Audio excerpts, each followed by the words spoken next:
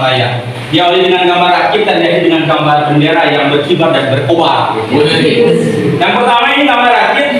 Ini menunjukkan bahwa kita semua punya tekad dan kemauan serta komitmen yang kuat untuk mengimplementasikan kurikulum Merdeka. Tanpa tekad yang kuat, kemauan yang kuat, dan komitmen yang kuat, perjalanan ini tidak akan lancar. Kemudian yang kedua, ini ada gambar daun.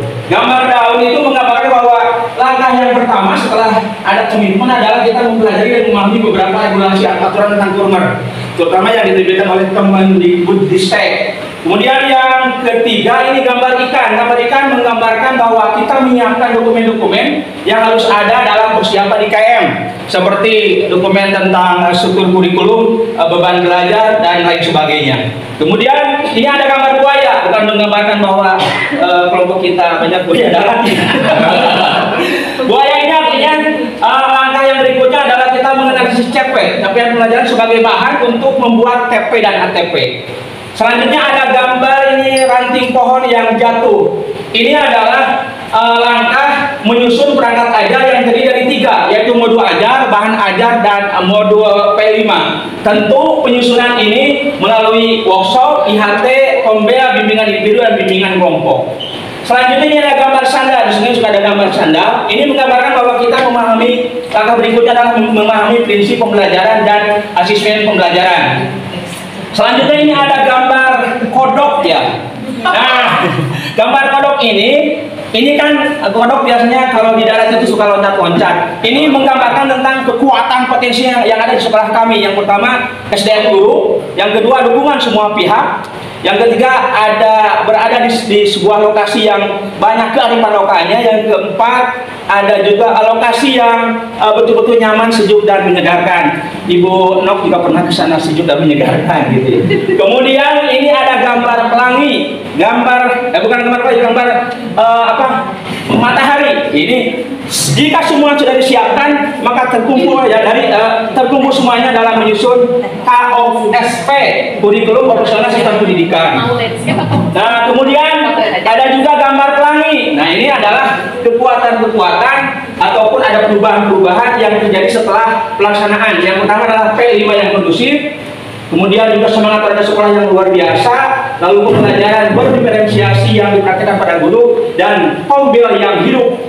Setelah itu, meskipun di sini lancar perjalanannya, ada saja batu sandungannya.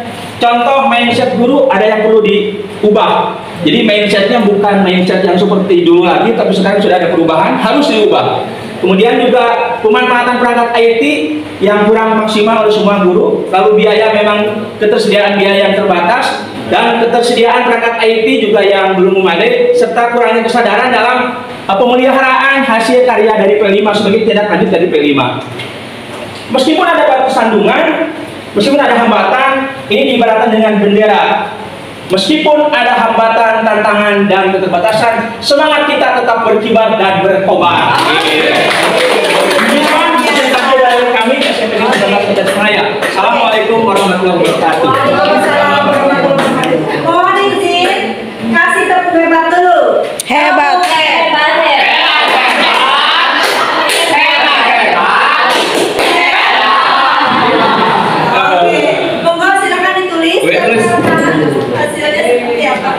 Lapi Apple ini.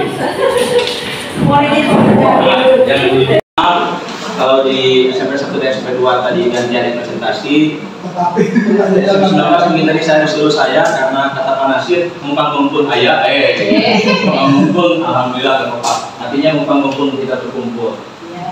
Tentang rencana tindak lanjut, yang pertama ini Bu tujuannya ya. Yang pertama kolom tujuan. Ini kaitannya juga dengan peningkatan kompetensi guru. Itu ada beberapa, ada peningkatan fungsi guru dalam strategi pembelajaran dan pembelajaran yang berdiferensiasi, karena memang meskipun ketika supervisi oleh kepala sekolah guru sukses untuk dapat dikatakan ya untuk mempraktikkan pembelajaran berdiferensiasi, untuk mempraktikkan strateginya, modelnya, medianya, metodenya, tetapi ini perlu juga ada peningkatan. Kemudian juga ada peningkatan kompetensi guru dalam pemanfaatan IT. IT yang sudah ada meskipun perlu ditingkatkan, artinya perlu ditingkatkan volumenya, jumlahnya, tapi kita juga perlu ditingkatkan kemampuan guru dalam memanfaatkan media pembelajaran yang berbasis IT. YouTube Pak sama YouTube Bruno. Nah, beberapa ribu menurut kita itu. Oke, kalau tadi peningkatan kompetensi guru dalam memanfaatkan IT, maka yang ketiga adalah bagaimana menyediakan sarana dan prasarana serta media yang mendukung proses pembelajaran. Ini tujuannya. Kemudian di kolom yang kedua, Bu, maaf diataskan lagi, Bu. Di kolom yang kedua, nah untuk mencapai tujuan ini tentu ada aktivitas, ada jembatannya, ada caranya. Ada 5 cara. Yang pertama dengan workshop. Ini tentu biasanya di semua sekolah untuk PKB itu peningkatan kompetensi guru pasti tidak akan lepas dengan workshop. Apalagi misalkan kita sekolah penggerak ada anggarannya ya, anggaran untuk peningkatan kompetensi guru. Kemudian IHT.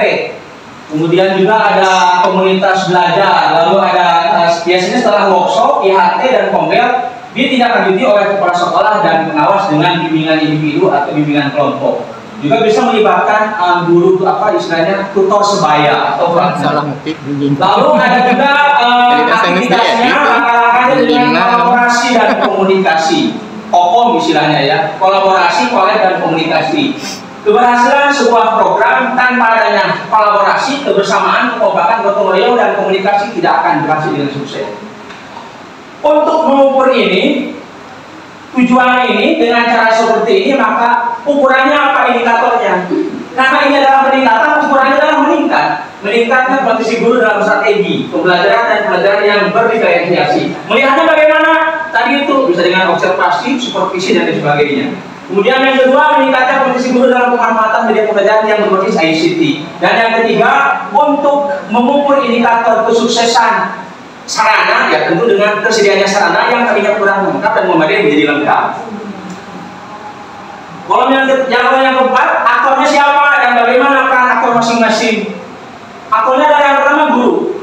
Ketika workshop di Kombel, IHT guru sebagai peserta Kombel, peserta workshop Kombel. Kemudian partner juga dalam bimbingan individu dan kelompok, serta guru juga harus aktif dalam berkolaborasi dan komunikasi.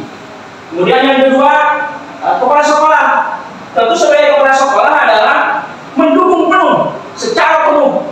Biasanya kalau di IHT dan workshop, kepala sekolah itu biasanya sebagai penasihat atau pembina seperti itu. Dan kepala sekolah adalah berada terdepan dalam kehidupan Kombel.